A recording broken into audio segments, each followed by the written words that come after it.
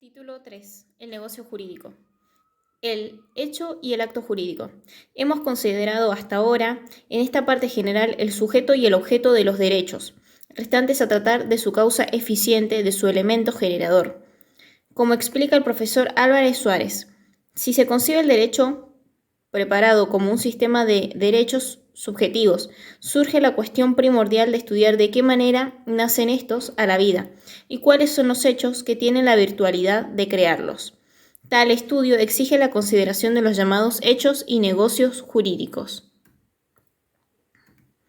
Los jurisconsultos romanos, con su proverbial espíritu práctico y su característica hostilidad hacia la abstracción, no construyeron una teoría general de los hechos y negocios jurídicos, sino que fueron considerando en los casos concretos que se les presentaban, qué situaciones merecían ser protegidas por medio de acciones y en qué circunstancias debía reconocerse a una determinada persona una facultad para actuar respecto de una cosa o de otra persona también determinada. La dogmática moderna, recogiendo los principios básicos suministrados por la jurisprudencia romana, elaboró la teoría del negocio jurídico, cuya paternidad se atribuye al jurista alemán Gustavo Hugo, con los antecedentes romanos, que son los que particularmente nos interesan, y con los resultados de las construcciones doctrinarias actuales. Abordaremos el tema de los hechos y negocios jurídicos. Comenzaremos diciendo que hecho es toda acción u obra del hombre, o de la naturaleza, que cae bajo la percepción de nuestros sentidos. Los hay capaces de producir innúmeras consecuencias, pero que, sin embargo, no tienen fuerza gravitante en el área de lo jurídico. Estos son denominados genéricamente hechos o hechos simples, otros hechos positivos o negativos, por el contrario. Cumplen una función eficiente, porque si los derechos nacen, si se modifican, si se transfieren de una persona a otra, es siempre a causa o como consecuencia de un hecho. No hay derecho que no provenga de un hecho, y como bien lo señala Ortolán, es precisamente de la variedad de los hechos de donde procede la variedad de los derechos. Estos acontecimientos o circunstancias, de hecho, a los que el derecho objetivo atribuye el efecto de producir la adquisición, modificación, transformación o extinción de los derechos, son los llamados hechos jurídicos. A manera de ejemplo de tales hechos, que pueden ser de infinita variedad, citaremos el nacimiento o muerte de un individuo, la tormenta que destruye una cosecha, la sequía que agosta los sembradíos, los acrecentamientos naturales de las cosas producidos por aluvión o abulsión, el accidente de tránsito, la producción de frutos, etc. Considerando que los hechos jurídicos son acontecimientos de orden natural, los efectos jurídicos que pueden acarrear se reconocen inmediatamente al verificarse la condición objetiva. La norma jurídica, pues, considera como relevante y digno de valoración exclusivamente su carácter de ser fenómenos naturales, lo cual significa que sus efectos jurídicos se producen por imperio de la ley, ope legis ipso iure. Ahora bien, cuando el hecho jurídico no es producido por factores naturales, sino por el actuar del hombre, por un acto de voluntad del sujeto, estamos en presencia de acto jurídico, que podemos definir diciendo que es el acto voluntario susceptible de producir el nacimiento, modificación, transformación o la extinción de los derechos. El negocio jurídico, concepto y clasificación. El acto jurídico, según el resultado operado en relación con el comportamiento de la voluntad dirigida al producirlo, puede ser lícito o ilícito. El acto jurídico lícito es lo que modernamente recibe el nombre de negocio jurídico. El acto jurídico ilícito constituye el delito. Negocio jurídico es el acto del hombre encaminado a lograr fines lícitos y por ello encuentra la tutela de la ley. Contrariamente, delito es el acto voluntario que lesiona un interés o derecho ajeno y por tal razón la ley castiga a su autor con una pena. Objeto de estudio en esta parte será el negocio jurídico, pues de los delitos hablaremos al tratar de las obligaciones, porque como veremos constituyen una de sus fuentes, ya que acarrean para el autor la obligación de reparar el daño que el acto ilícito ocasiona a la persona de la víctima. Para el negocio jurídico, los autores han ensayado distintas definiciones que en el fondo coinciden en su formulación. Así, para el prestigioso romanista italiano Carlo Longo, negocio jurídico es una manifestación de voluntad privada dirigida a un fin práctico aprobado por el derecho, y como tal capaz de producir efectos armonizantes con el fin querido en las condiciones y en los límites determinados por el mismo derecho. Para Ursicino Álvarez Suárez, es el acto de autonomía privada, mediante el cual los particulares regulan por sí mismos sus propios intereses en relación con los intereses de otras personas y a cuyo acto el derecho objetivo atribuye unos efectos jurídicos precisos, de conformidad con la función económico-social característica del tipo del negocio realizado. Entendemos, por nuestra parte, que el negocio jurídico puede definirse como la manifestación libre y consciente de la voluntad dirigida a lograr fines determinados, reconocidos y protegidos por el ordenamiento jurídico. Dijimos que los romanos no elaboraron una teoría general del negocio jurídico, sino que fue ella la obra de la doctrina moderna. Tampoco formularon una clasificación que agrupara las distintas clases de negocios en forma ordenada. La gran variedad de figuras que pueden presentarse en el libre juego de la voluntad de los particulares impone la necesidad de ensayar algunas clasificaciones atendiendo a las características comunes de los distintos tipos de negocios. Según el número de declaraciones de voluntad que contiene el negocio y su proceso formativo, se distinguen los negocios unilaterales, cuya formación depende de la voluntad de un solo individuo, como el testamento de los negocios bilaterales, en los que intervienen dos partes, por lo menos cada una de las cuales formula una declaración de voluntad, como los contratos. Hay negocios onerosos y gratuitos o lucrativos. Los primeros son aquellos en que la parte que adquiere un derecho suministra a su vez a la otra una contraprestación, como ocurre en la venta, en tanto que en los segundos la adquisición se produce sin que exista contraprestación, por lo cual hay enriquecimiento de una persona por el acto de otra, como acaece en la donación. Atendiendo así los efectos del negocio, se van a producir en vida de los otorgantes o si dependen del fallecimiento del autor. Se clasifican en inter vivos, como el contrato, y en mortis causa, como el testamento. Otra clasificación distingue los negocios formales de los no formales. Los primeros son aquellos respecto de los cuales la ley prescribe a las partes el cumplimiento de ciertas formalidades para expresar su voluntad, de tal manera que su inobservancia hace que el negocio no exista. La forma tiene en esta clase de negocios valor constitutivo. Negocios no formales son aquellos en los que las partes pueden expresar su voluntad de cualquier manera, siempre que resulte clara y manifiesta. Según cuál sea el objetivo o contenido sobre el que versan, los negocios pueden clasificarse en negocios relativos al derecho de personas, por ejemplo, matrimonio, divorcio, adopción, negocios relativos al derecho patrimonial, entre los que cabe distinguir los de disposición, que entrañan una alteración económica en el patrimonio de una persona, como la transmisión de la propiedad o la constitución de servidumbres o hipotecas, de los negocios obligacionales, que tienen el efecto de engendrar derechos personales de un individuo frente a otro, como un contrato de compraventa, y negocios relativos al derecho sucesorio, por ejemplo, el testamento. Presupuestos de validez y elementos del negocio jurídico. Atañen a la estructura del negocio jurídico lo que la dogmática moderna ha calificado como presupuestos de validez y elementos del negocio jurídico. Los sujetos de una relación negocial gozan de libertad para integrar su contenido de la manera más conveniente a sus intereses. Pero el derecho objetivo acepta esta regulación privada si el negocio va acompañado de ciertas circunstancias o requisitos extrínsecos necesarios para que tenga eficacia jurídica.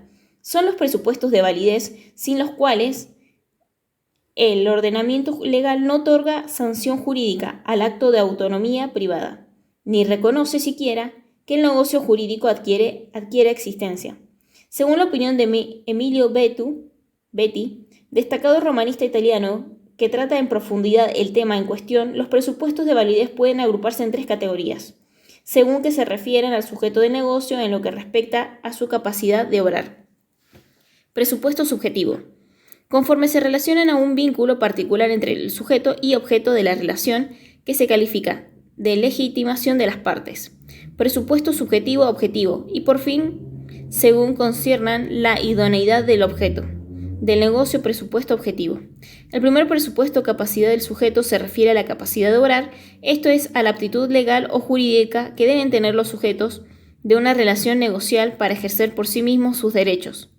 Así, las personas incapacitadas de obrar, como el infante o el demente, no pueden celebrar un negocio jurídico válido. El segundo presupuesto, legitimación de las partes, entraña la específica competencia de los sujetos para realizar el negocio de que se trate, competencia que descansa en relación en que las partes se encuentran respecto de los intereses que van a constituir el objeto del negocio.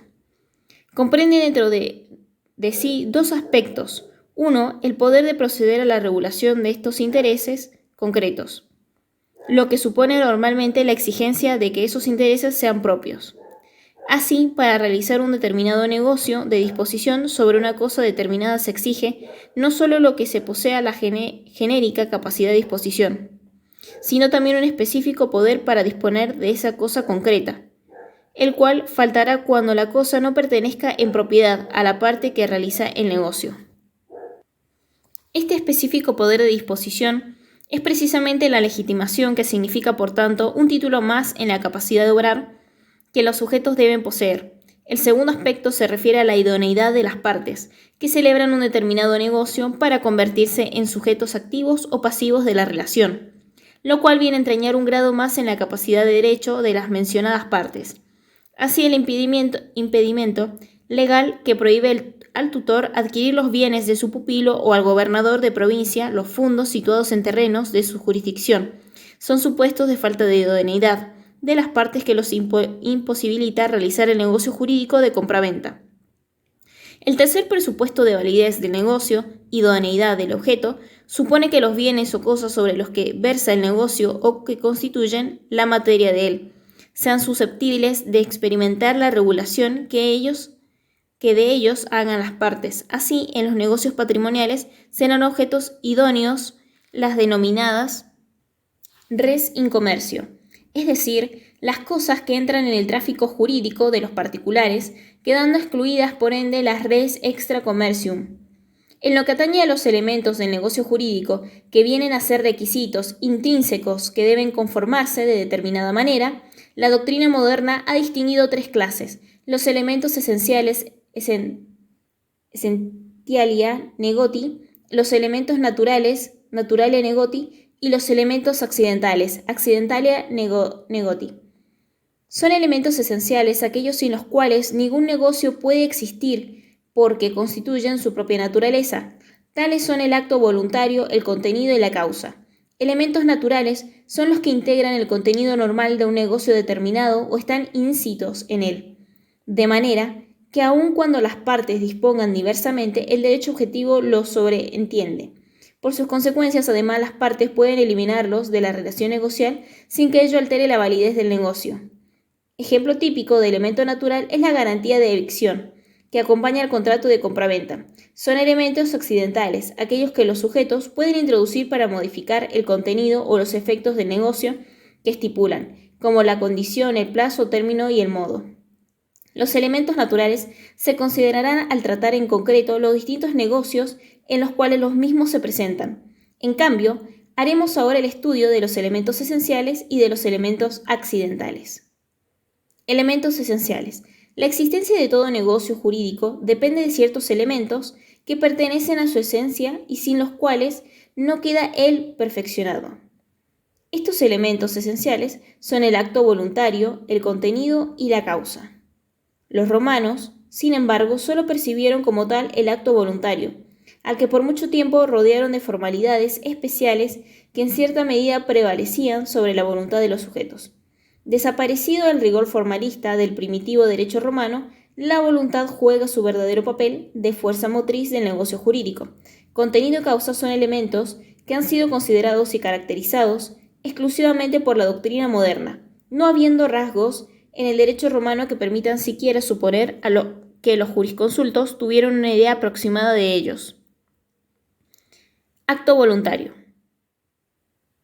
El elemento que lleva a dar nacimiento al negocio jurídico es el acto voluntario, que puede traducirse en un comportamiento del sujeto o en una declaración o manifestación de voluntad.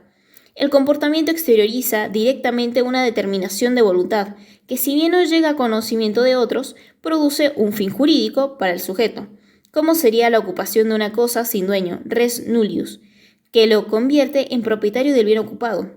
En la declaración al pensamiento de las partes, el querer de las personas se exterioriza por palabras o actos que lo muestran claro e inequívoco. La declaración de voluntad puede ser expresa o tácita. Es expresa o explícita cuando el acto volutivo es manifestado de un modo cualquiera mediante signos externos que lo hacen perceptible, explícita y directamente, como si los sujetos se valieran de la palabra o la escritura, pudiendo bastar también una seña o un gesto. Es manifestación tácita o implícita de la voluntad aquella que surge del re o re ipsa, como dicen las fuentes, con lo cual quieren significar que es la derivada de los hechos, del comportamiento del modo de obrar del sujeto. O sea, la que nace por vía indirecta aunque por inducción segura. Caso de manifestación tácita es el que nos dan las fuentes del heredero voluntario que sin haber realizado la aceptación de la herencia, en la forma prevista por la ley se lo tiene por aceptante cuando realiza actos que evidencian su calidad de tal, como por ejemplo si pagara las deudas del causante.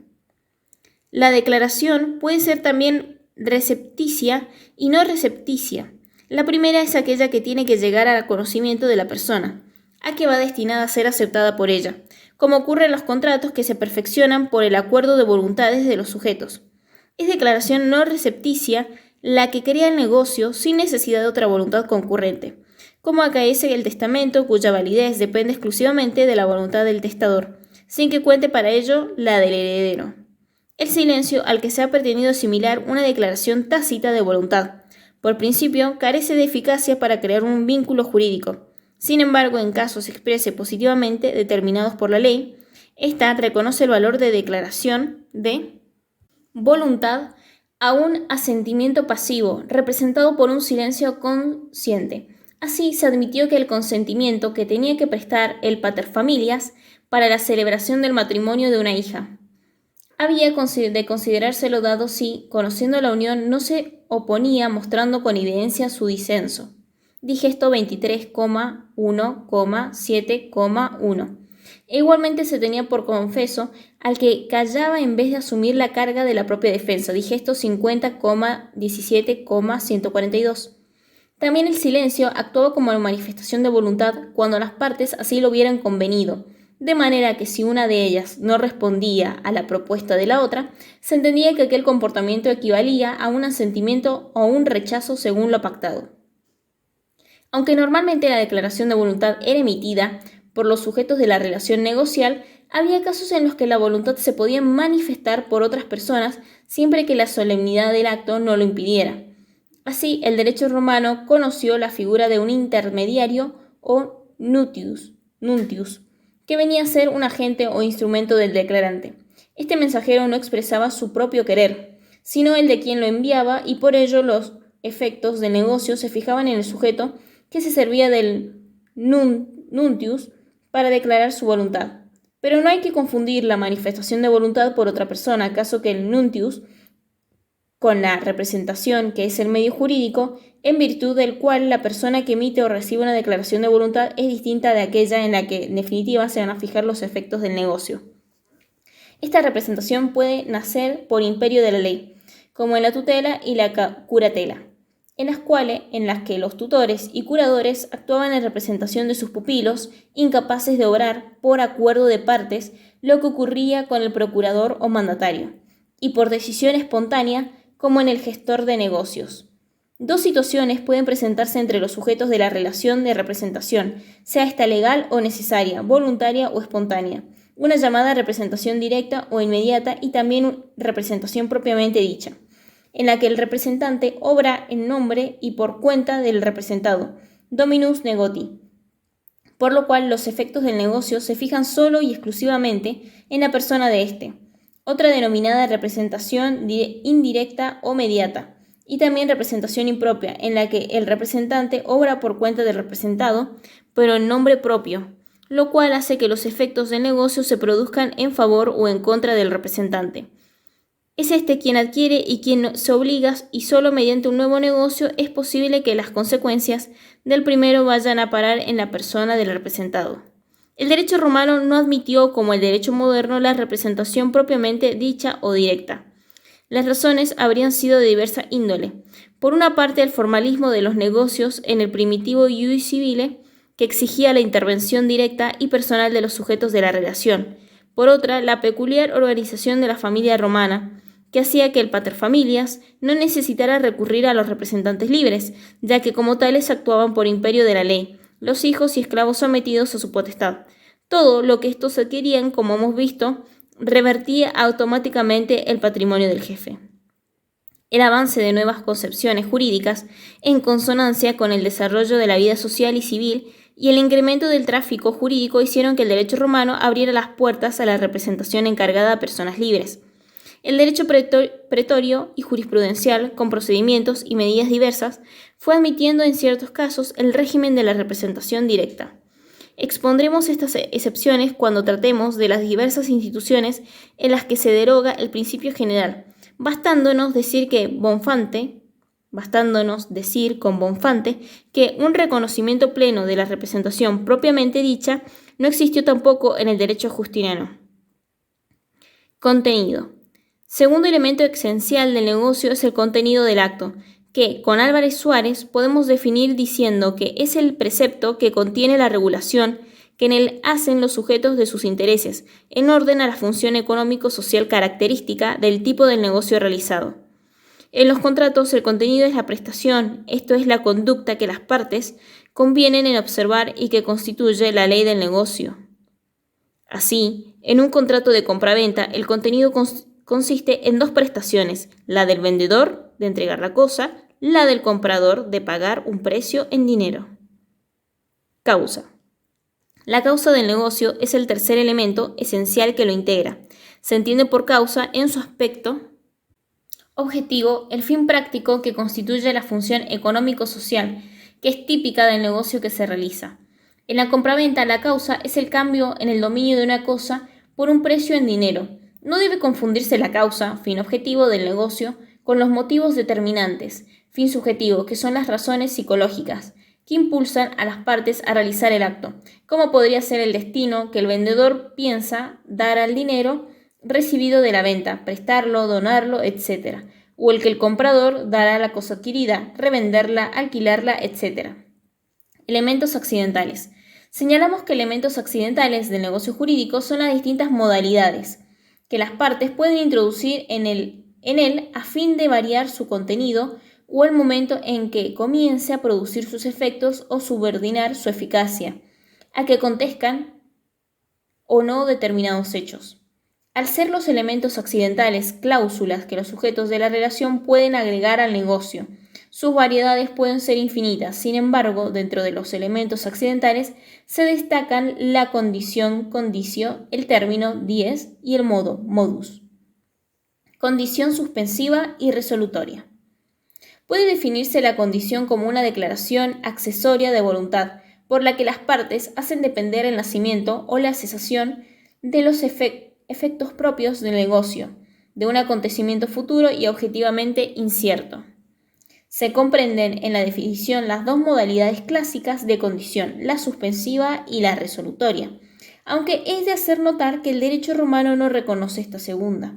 Se llama condición suspensiva aquella en virtud de la cual se hace depender la producción de los efectos de un negocio, del cumplimiento de la condición. De esta manera, hasta que el acontecimiento futuro e incierto no se cumpla, los efectos del negocio se hallan en suspenso, como si se dijera, te daré 100 si viene una nave de Asia.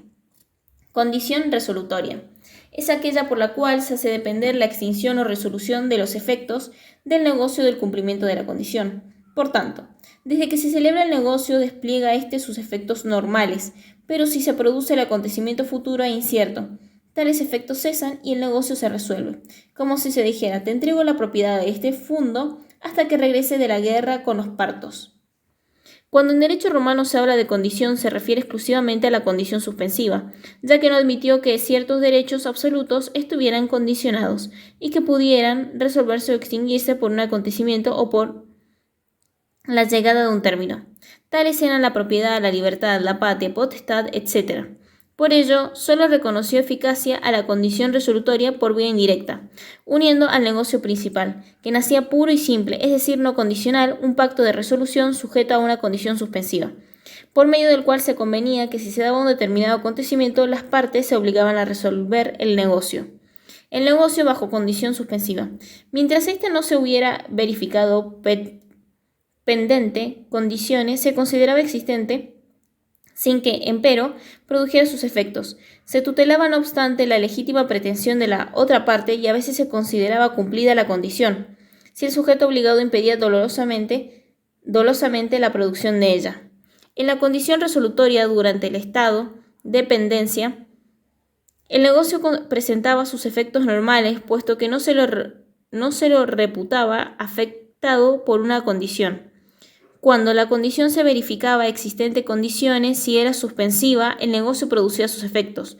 Si era resolutoria, el negocio dejaba de generarlos. Por el contrario, cuando la condición no se había verificado o se sabía que no habría de verificarse, defecta condiciones, si era suspensiva. Se consideraba el negocio como no realizado. Y si era resolutoria, el negocio continuaba con sus efectos normales, liberándose de la amenaza del cese o resolución. Por lo que se refiere a las causas del acontecimiento, a las que está supeditada la condición, se las puede clasificar en potestativas, casuales y mixtas.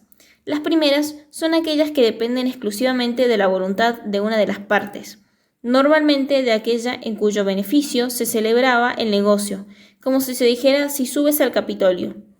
Son condiciones casuales, cuando el hecho es independiente de la voluntad de los sujetos, como si se dijera si llega un navío de Asia.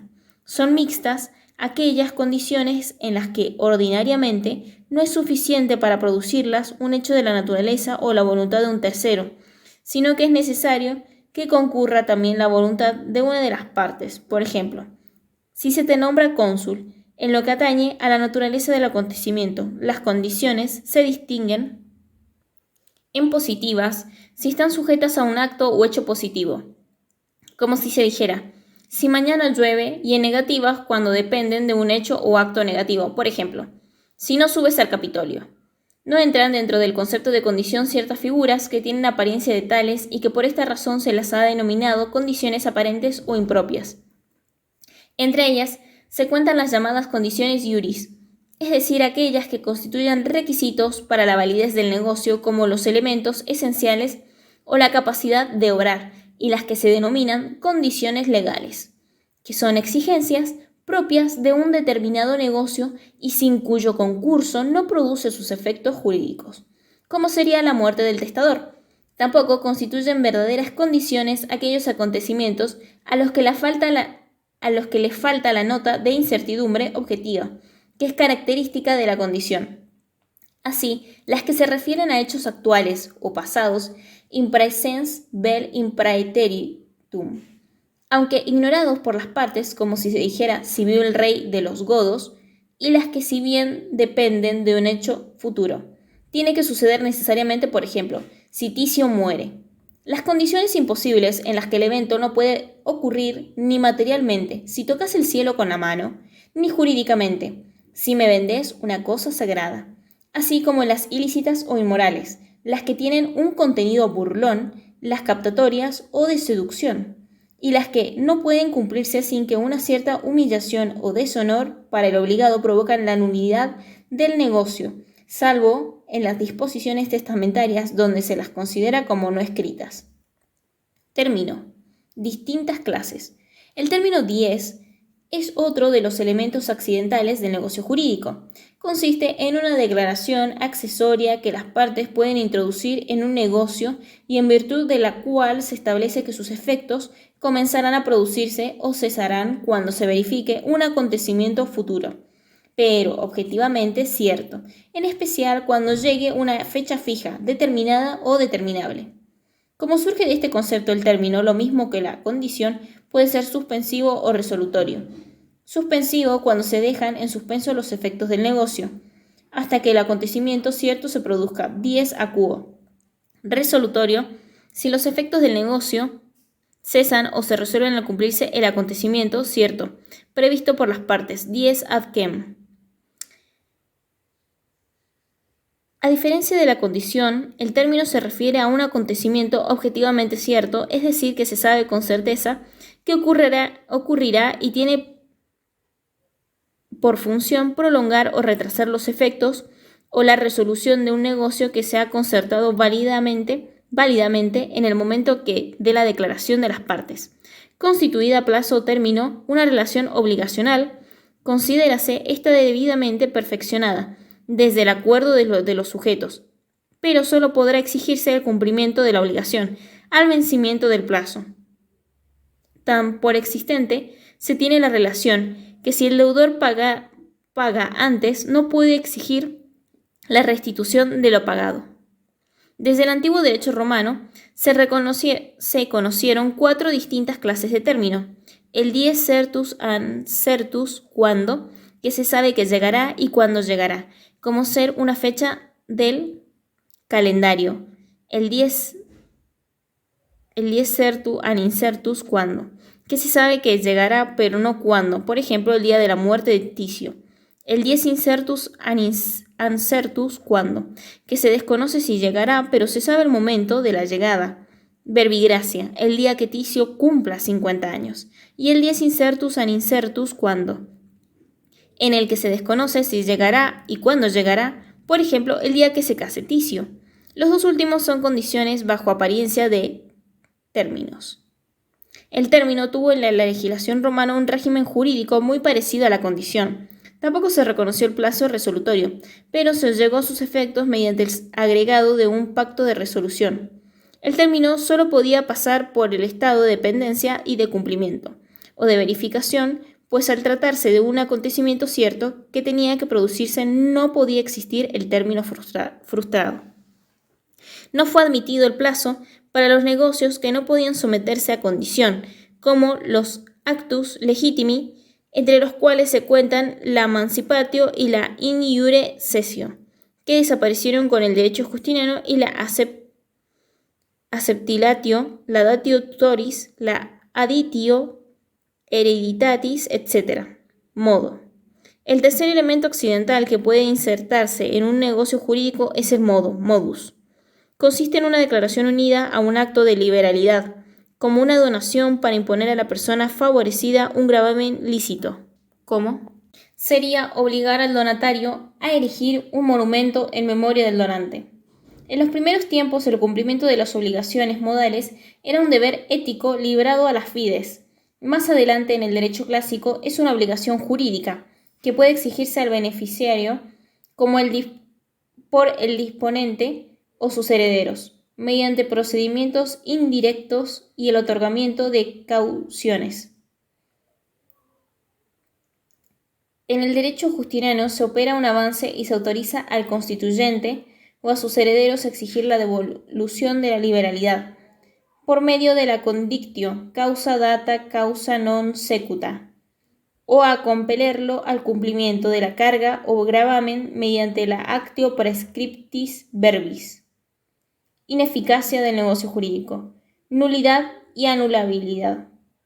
Hay negocio ineficaz o inválido cuando, por estar afectado por defectos o vicios en su constitución, el ordenamiento jurídico no le reconoce sus efectos propios o normales.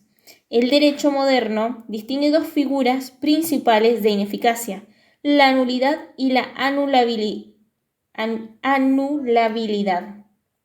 Se dice que el negocio jurídico es nulo cuando desde su nacimiento y de un modo definitivo no produce ningún efecto jurídico. La nulidad se produce automáticamente en virtud del propio derecho objetivo, ipso iure, el cual niega al negocio eficacia jurídica por carecer de alguno de sus presupuestos o elementos esenciales. Se dice también que en esos casos el negocio es inexistente. Se considera negocio anulable aquel que, a pesar de estar integrado por sus presupuestos y elementos esenciales, alguno de ellos está afectado por algún vicio que permite impugnar su validez con eficacia retroactiva, de manera que pueda declararse su nulidad por esta vía de impugnación. Para el antiguo ius civile no existió ese concepto de anulabilidad, ya que los negocios solo podían ser válidos o nulos sin términos intermedios.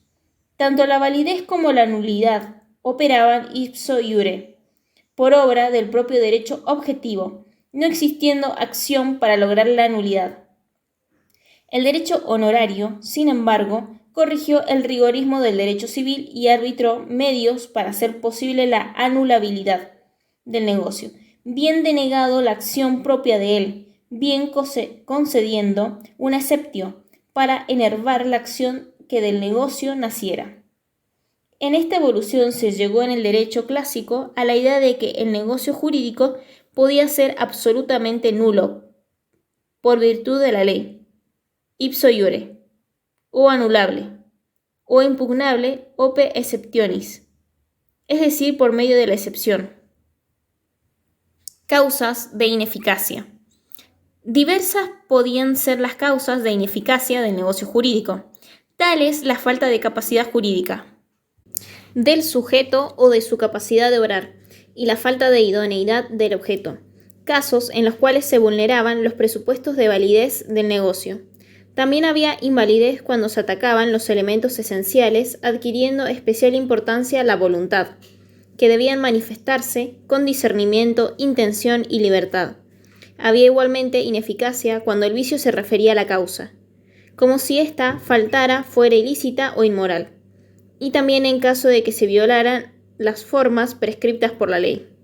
Especial relieve en materia de invalidez asume la voluntad, en la que puede presentarse una discordancia entre el querer interno del sujeto y su manifestación externa. En el caso solo se presenta una voluntad aparente, apariencia que puede derivar tanto de una falta absoluta de voluntad, cuando de una manifestación consciente o inconsciente distinta de la voluntad real. Hay falta absoluta de voluntad cuando la declaración se da bajo la amenaza de una violencia física, vis, o cuando se interpretan como manifestación, un gesto o una seña no dirigidos a crear un negocio jurídico. En esos supuestos, el negocio es nulo, inexistente en la terminología moderna. Hay manifestación consciente diversa de la voluntad real en las declaraciones hechas en broma, iocandi gratia, que carecen de validez jurídica, en la reserva mental y en la simulación. En la reserva mental hay apariencia de voluntad, porque consiste en declarar cosa distinta de la que se quiere. No puede invocarla el declarante y por tanto el negocio es válido en los términos de la manifestación exterior. La simulación, por el contrario, consiste en una manifestación de voluntad conscientemente deformada y dirigida a un fin diferente del propio del negocio, con la intención de que no se produzcan sus efectos, simulación absoluta, o bien con el ánimo de conseguir los efectos de un negocio distinto del simulado, simulación relativa, como acaece cuando se oculta una donación bajo la apariencia de compraventa, en cuyo caso, si no tiene valor el negocio que se simula donación, puede ser eficaz el que exteriormente se ha realizado, compraventa, siempre que no sea ilícito. Finalmente, la voluntad de la gente puede faltar o puede ser irregularmente declarada por distintas causas que operan sobre la gente. En el caso se presentan los vicios de la voluntad, a saber, el error, el dolo y la violencia. Vicios de la voluntad: error, dolo y violencia. El error es falso conocimiento de un hecho o de la norma jurídica. Error e ignorancia tienen en las fuentes romanas el mismo significado, pero propiamente se llama ignorancia a un estado negativo de conciencia, que implica la falta de todo conocimiento a diferencia del error, que es un conocimiento falsamente constituido. El jurisconsulto Paulo es quien establece la distinción entre la ignorancia de hecho y la de derecho. Ignoratia vel facti, vel iuris est. Digesto 22,6,1. La primera es el desconocimiento de un elemento o circunstancia de hecho. en tanto que la segunda es el completo desconocimiento de una regla jurídica, de su verdadero significado o de su aplicación. Fundándose en esta antítesis, Savigny estableció la diferencia entre error de hecho y error de derecho, que parece haber sido creación justiniana. El derecho romano sentó el principio de que el error de derecho no es excusable iuris quidem ignoratiam quaque nocere facti vero ignoratiam non nocere. Digesto 22,6,9. Esta regla, que fue asimilada por el derecho, no regía respecto de ciertas personas que podían invocar el error de derecho como las mujeres, los menores de 25 años, los soldados, etc. En lo que atañe al error de hecho, los intérpretes distinguieron varias clases de él.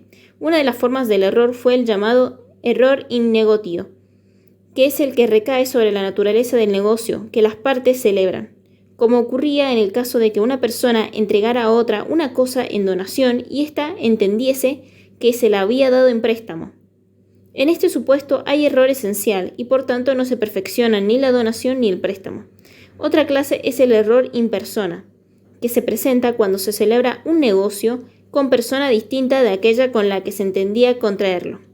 Si ésta es considerada concretamente como elemento esencial del negocio, como acaecería si a un artista famoso se le encomendara realizar una obra. El error es esencial y por ende el negocio es nulo. También se conoce el error in corpore, que es el que se refiere a la identidad del objeto. Tal ocurre cuando se confunde un fundo con otro, en cuyo caso el error es esencial. Si el equívoco no es simplemente sobre el nombre y por tanto el negocio es nulo. Otra forma de error es el llamado error in substantia, que es el que versa sobre una característica constante del objeto o sobre una cualidad imprescindible para su destino económico. Esto sucede cuando se compra vinagre por vino o plomo por oro. El error es esencial y el negocio, por tanto, inválido. Hay otras clases de error, que al no alterar la esencia de la relación jurídica no producen la nulidad del negocio. Son los errores accidentales o concomitantes. Entre ellos, el error in qualitate, que versa sobre la simple cualidad de la cosa, identificada en su género, y el error in quantitate, cuando recae sobre el peso, medida o cantidad de la cosa, y que no invalida el negocio por la cantidad de menor, respecto de la cual hay consentimiento. El dolo es otro de los vicios de la voluntad, que viene a afectar la consciente expresión de ella, ya que entraña una conducta maliciosa y fraudulenta, destinada a hacer incurrir a una persona en error o hacerla caer en engaño. Lo ha definido el jurisconsulto Laveón como toda astucia, falacia, maquinación empleada para sorprender, engañar o defraudar a otro. Digesto 4,3,12.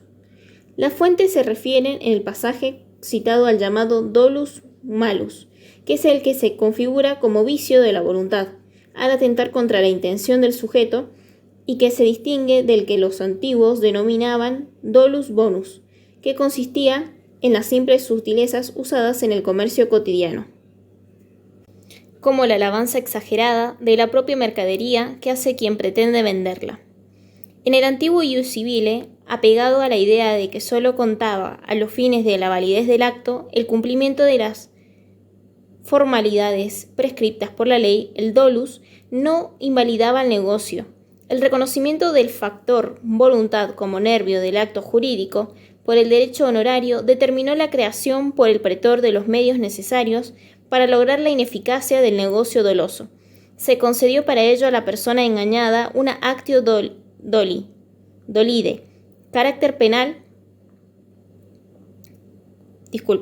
una actio doli, de carácter penal e infamante, para obtener el resarcimiento del daño sufrido cuando los efectos del negocio se hubieran producido ya, y una exceptio doli para paralizar las consecuencias del acto, cuando el culpable reclamara judicialmente el cumplimiento del negocio nacido por la acción dolosa. En el derecho justiniano, tales remedios pierden su viejo carácter, y así como el dolo invalida directamente el acto, la actio doli se configura como una acción general contra todo comportamiento fraudulento que provoque un perjuicio a una persona. También la voluntad, su libre expresión, puede estar viciada por violencia material o moral. La primera, llamada vis absoluta o corpori lata, excluye absolutamente la voluntad y torna el negocio nulo, ipso iure. La violencia moral, llamada inetus o timor, que consistía en la creación de una situación de miedo o temor, bajo la amenaza efectiva e injusta de un mal. Se puede decir que, al igual que el dolor, no excluía absolutamente la voluntad. Por ello, el ius civile no declaraba inválido el acto realizado bajo la presión de una violencia moral. En este punto fue también el pretor el que creó los medios para lograr la anulación de negocios así concluidos. Como ocurría en los casos de dolo, se concedía a la persona violentada una actio quod metus, causa que tenía carácter penal y se daba por el cuádruplo de la prestación verificada o del daño experimentado. La acción se podía dirigir no solo contra el autor de la amenaza y sus herederos, sino contra cualquier tercero que sacare provecho del negocio o tuviera en su poder la cosa objeto de él. Si el negocio no se hubiera cumplido y el autor de la violencia intentara judicialmente su cumplimiento, se otorgaba la exceptio quod metus, causa, para enervar la acción interpuesta. La víctima contó también con un recurso rescisorio, la in integrum restitutio, que, considerando el acto como no realizado, volvía las cosas al estado que tenían en el momento de su celebración. Convalidación y conversión del negocio jurídico. Por principios del ius civile, el negocio inválido no podía producir efectos jurídicos, pues lo que es vicioso desde su inicio no puede convalidarse con el transcurso del tiempo. Quod initio viciosum est non potest tractu temporis convalescere. Digesto 50,17,29. La rigurosidad del precepto fue atenuándose con el derecho honorario, que en atención a la seguridad de las transacciones admitió la posibilidad de que el negocio se convalidara cuando las partes consintieran en confirmarlo o ratificarlo, con el fin de sanear sus vicios, para que produjera las consecuencias apetecidas por los sujetos. Las fuentes nos ofrecen muchos casos de convalidación de los negocios, por confirmación o ratificación, tal el caso del pater familias, que reconocía la deuda proveniente de un préstamo hecho al hijo contra la prohibición del Senado Consulto macedoniano, o la hipótesis del gobernador de provincia que se hubiera casado con mujer de su jurisdicción y que, si persistía en las nupcias el término de su mandato, hacía con ello eficaz el matrimonio prohibido. También el supuesto de las donaciones realizadas por el pater a sus hijos, que, siendo nulas ipso iure, resultaban válidas si las confirmaba por testamento. La conversión del negocio jurídico figura fin a la convalidación. Tenía lugar cuando un negocio jurídico nulo podía sufrir los mismos efectos prácticos que otro negocio de tipo distinto. Así, un testamento nulo como tal podía valer como codicilo, o como lo dispuso el Senado Consulto neroniano, que declaró que los legados que fuesen inválidos en la forma adoptada por el testador tuviesen validez en otra forma a la que fuera posible ajustarlos.